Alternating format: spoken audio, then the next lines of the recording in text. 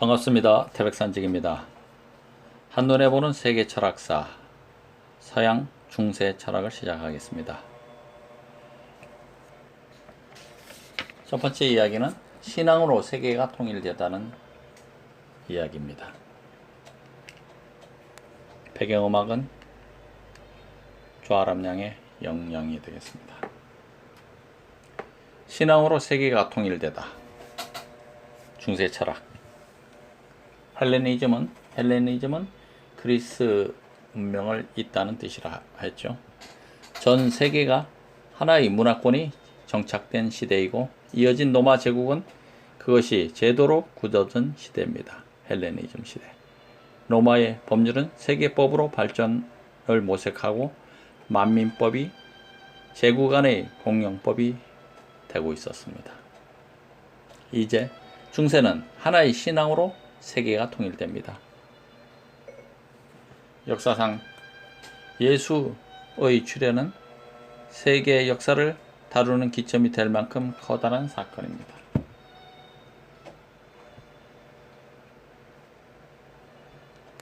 알다시피 예수 탄생 이전을 BC, 비포 크리스트, 기원전이라 하며 탄생 이후를 AD, 아노 도미니, 우리 주님의 해, 기원 후라고 합니다. 아노 도미니, 우리 주님의 해. 이처럼 기독교는 서양의 역사와 철학, 문화 전반에 걸쳐 절대적인 영향을 끼치고 있습니다. 예수의 가르침은 사도 바울의 적극적이고 선교 활동으로 로마를 거쳐 유럽 전체로 확산되었습니다. 마침내 313년에 콘스탄티누스 황제가 기독교를 공인하고 이어서 392년 데오도시우스 황제가 기독교를 로마의 국교로 선포합니다. 313년 콘스탄티누스 황제가 기독교를 공인하고 392년 데오도시우스 황제가 기독교를 로마의 국교로 선포하다.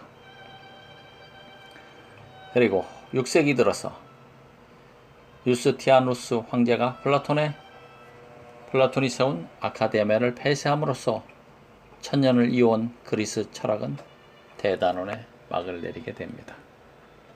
6세기 들어서 아우스티니아누스 황제가 아카데미아를 폐쇄했습니다. 그리고 종교와 신학의 시대로 진입하게 됩니다. 신학과 철학이 만나는 새로운 시대가 열린 것입니다. 중세 내내 철학과 신학은 끊임없이 갈등하지만 때로는 조화를 모색하기도 합니다. 중세 하면은 뭐다? 신학과 철학의 끊임없는 갈등의 시대라고 할 수 있습니다. 중세 철학은 크게 둘로 나눌 수 있는데 전반기 교부 철학과 후반기의 스콜라 철학입니다. 중세는 전반기 교부 철학, 후반기 스콜라 철학. 그러면 중세는 정확하게 어느 시기를 말하는 걸까요? 보통 로마 제국이 멸망하고 나서 르네상스가 시작되기까지를 말합니다. 중세는 로마 제국이 멸망하고 르네상스가 시작되기 전까지.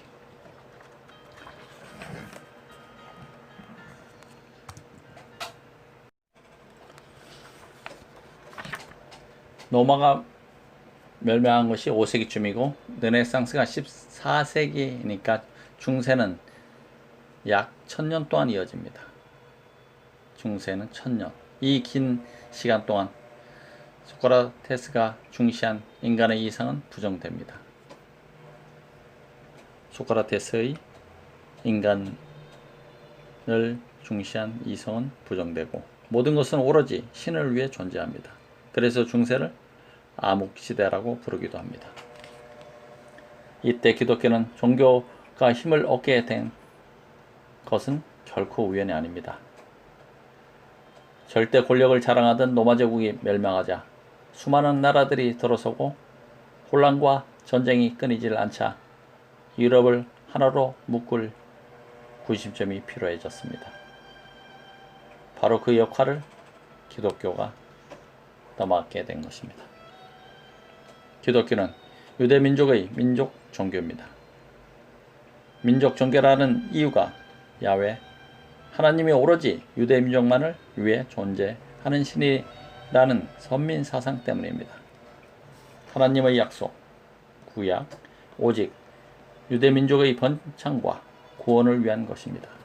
그것이 예수 시대에 와서 보편적인 사랑을 통한 세계인의 구원을 약속하는 신약 종교로 탈바꿈합니다. 기독교의 핵심 교리 가운데 하나인 종말론적 역사관, 세계의 창조, 예수의 죽음과 부활, 세계의 종말, 최후의 심판은 당시 대부분의 종교에 내재되어 있었습니다. 그래서 기독교의 종말론은 큰 거부감 없이 받아들여집니다. 기독교의 핵심 교리가 뭐다? 종말론적 역사관이다. 종말론적 역사관이란 세계의 창조, 그리고 예수의 죽음과 부활, 그리고 세계의 종말, 그리고 최후의 심판으로 이루어지는 것을 말합니다. 비록 로마는 멸망하지만 로마의 위대하고 찬란한 문화에 경탄을 금치 못했던 야만족들에게 로마의 국교인 기독교는 경외의 대상이었습니다. 하지만 수많은 신들을 모시던 유럽인들에게 유일신은 받아들이기 어렵습니다. 더욱이 하늘에 있던 신이 인간의 모습으로 지상에 나타났다는 사실은 이교도들에게 무척이나 낯선 얘기입니다. 그래서 초기 기독교의 교리 문제는 두 가지인데, 어떻게 무한하고 영원한 신이 유한한 생명을 지닌 예수의 육신으로 지상에 올 수 있는가와 전지전능한 신이 왜 인간으로 하여금 원죄를 짓게 하고 병고에 시달리게 만드는가입니다. 바로 이 두 가지가 초기 중세 철학의 가장 큰 고민거리였습니다.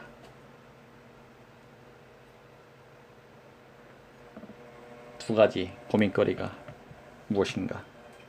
어떻게 무한하고 영원한 신이 유한한 생명을 지닌 인간의 육신 예수로 지상에 올 수 있는가? 그리고 전지전능한 신이 왜 인간으로 하여금 원죄를 짓게 하고 병고에 시달리게 만드는가 하는 것입니다. 초기 기독교는 이런 문제를 해결하고 교리를 체계할 필요가 있었습니다. 그래서 철학의 힘을 빌립니다.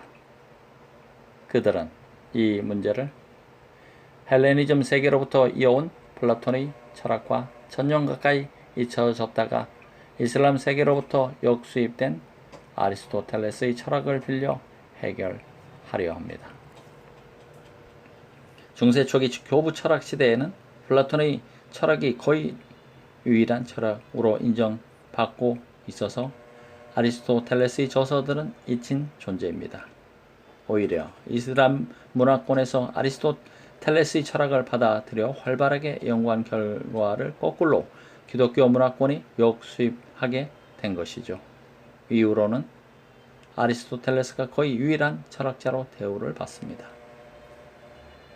요컨대 서양 철학의 연호는 크게 두 갈래로 나눕니다. 하나는 고대 그리스 로마의 철학이고 또 하나는 중세 기독교 철학입니다.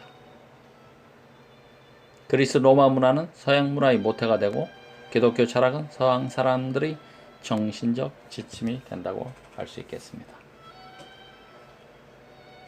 다시 한번 요약해서 말씀드리면 서양 철학의 연호는 크게 두 갈래 길이다. 서양 철학의 연호는 두 가지. 하나가 고대 그리스 로마 철학이고 또 하나는 중세 기독교 철학이다. 고대에는 그리스 로마 철학, 그리고 중세에는 기독교 철학이다. 그래서 그리스 로마 문화는 서양 문화의 모태가 되고 기독교 철학은 서양 사람들의 정신적 지침이라고 할 수 있습니다. 첫 번째, 신앙으로 세계가 통일되었다는 이야기였습니다.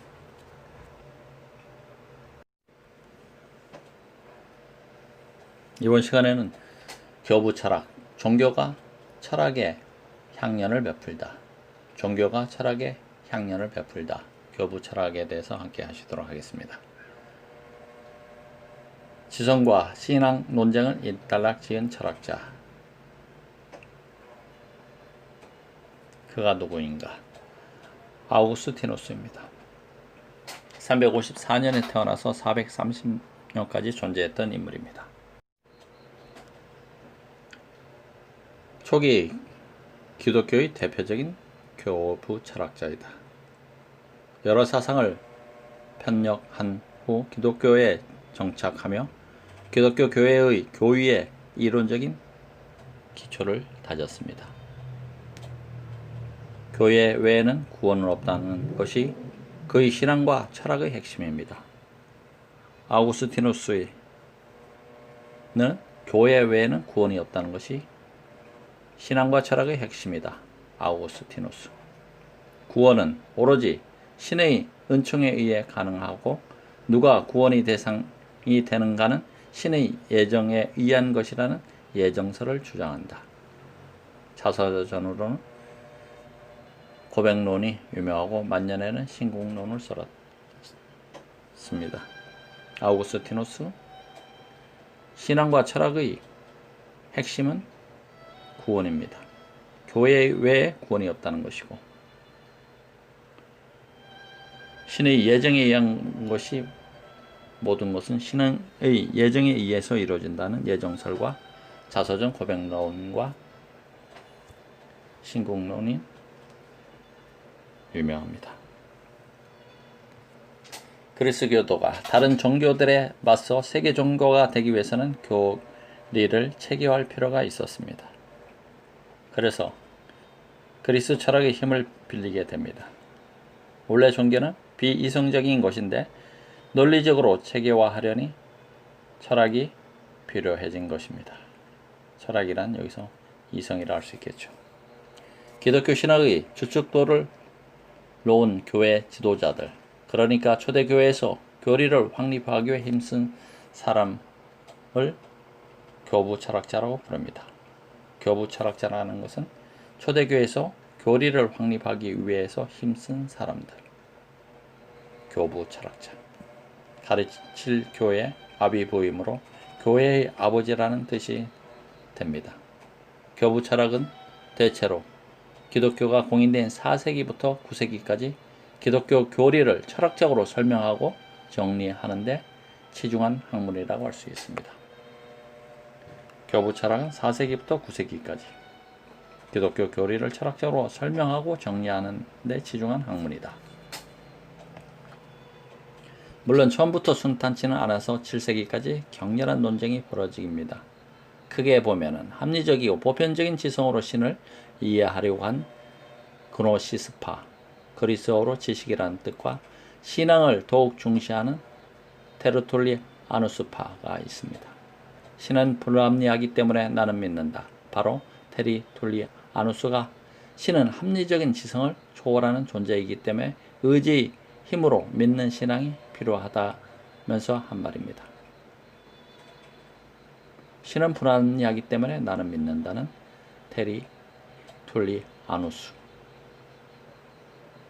중세 기독교 교리는 그노시스주의와 투쟁하면서 만들어졌다고 해도 지나치지 않습니다. 지성과 신앙, 어느 곳에 방점을 둘 것인가? 이 논쟁을 일단락 지은 사람이 바로 교부 철학자 아우구스티누스입니다. 그의 해결책은 무엇이었을까요?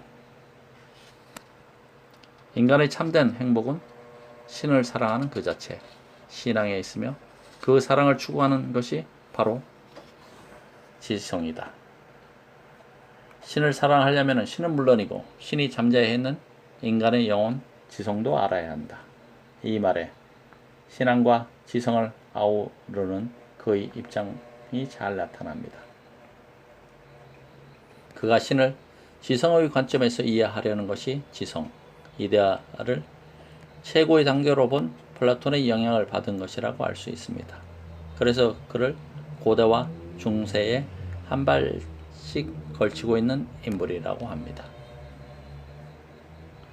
아우구스티누스는 북아프리카에 있는 소로마 제국 영토인 누비디아에서 태어납니다. 한때 마니교에 심취하나 열성적인 기독교인 어머니 모니카와 밀라노 주교 아브로시우스의 영향으로 기독교로 개종합니다. 그의 주요 저서인 고백론을 비롯해 삼위일체론, 신국론 등 수많은 저작을 통해 중세의 신학과 철학의 발전의 초석을 다하며 기독교 세계의 정신적인 기초가 됩니다. 아우구스티누스요. 교부 철학에 대한 이야기입니다. 플라톤이 중세에 나타나는 까닭을 무엇일까요? 플라톤이 중세에 나타나는 까닭. 기독교 교리를 잘 모르는 사람들이 흔히 갖는 의문이 있습니다. 전지전능하신 하나님이 모든 것을 알고 계신다면 아담과 이브가 선악과를 따먹고 유다가 예수를 배반하리라는 것도 미리 아실 것이고 그것을 미리 막을 수도 있을 텐데 어째서 인간으로 하여금 죄를 짓게 하는가? 물론 여러 가지 상식적인 해석이 가능합니다.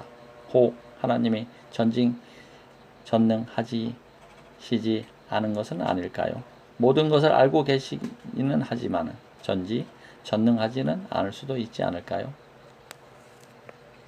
이에 대해서 아우구스티누스에 따르면 이와 같은 질문은 하나님을 제대로 이해하지 못해서 생깁니다. 하나님의 시간 속에 있다고 믿는 인간의 오해라는 것이죠. 본래 하나님은 무한한 존재이고 인간은 시간은 비록 몇 백억 년일지라도 유한합니다. 따라서 하나님은 시간 밖에 있습니다. 이것이 바로 하나님께서 영원하다고 말하는 의미입니다. 하나님에게는 인간의 유한한 시간 개념에 해당하는 과거, 현재, 미래가 적용되지 않습니다. 그러니 하나님의 입장에서는 나중에 일어날 일이라는 게 있을 수가 없습니다. 따라서 나중에 이브가 성악과를 따먹을 걸 하나님께서 모르셨는가? 라는 질문은 인간의 시간 개념에 입각한 질문일 뿐입니다. 질문 자체가 성립하지 않은 것이죠.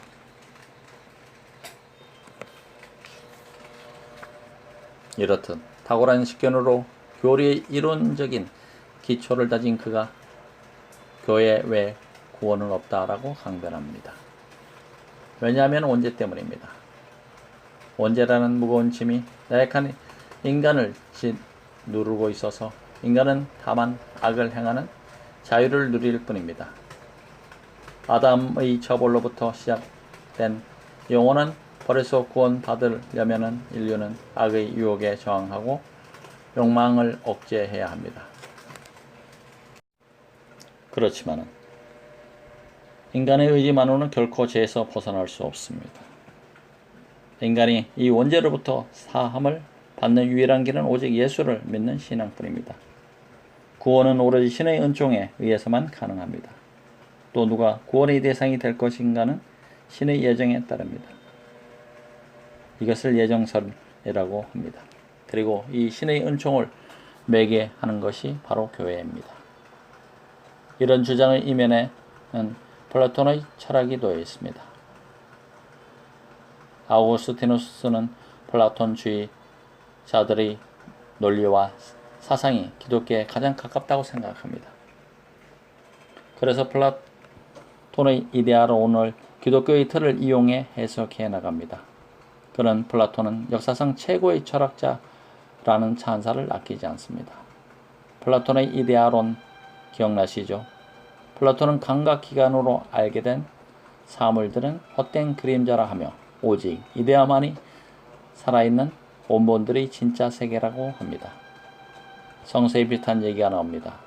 창세기에 보면 인간은 신의 형상에 따라 그 모양대로 만들어집니다. 오직 신만이 완벽할 뿐입니다. 또한 플라톤은 우주가 우연에 의해서 만들어질 수 없다고 믿습니다. 우주에는 설계자가 있고 그 설계자의 목적이 물질계에 반영되어 있습니다. 그래서 아우구스티누스는 플라톤은 하나님이 형체가 있는 사람은 아니지만은 세상의 모든 사물은 하나님에게서 탄생한 것이라고 주장했다고 말합니다. 이처럼 아우구스티누스는 플라톤주의적 관점에서 성서를 이해하고자 합니다. 이데아의 자리에 신의 개념을 대신 갖다 놓은 것이죠. 하지만 그는 점차 플라톤의 가르침을 넘어서는 진리가 있음을 깨닫게 됩니다. 종교에는 철학에 없는 그 무엇이 있다는 것입니다. 그게 무엇일까요? 바로 인간을 향한 신의 끝없는 사랑과 은총입니다.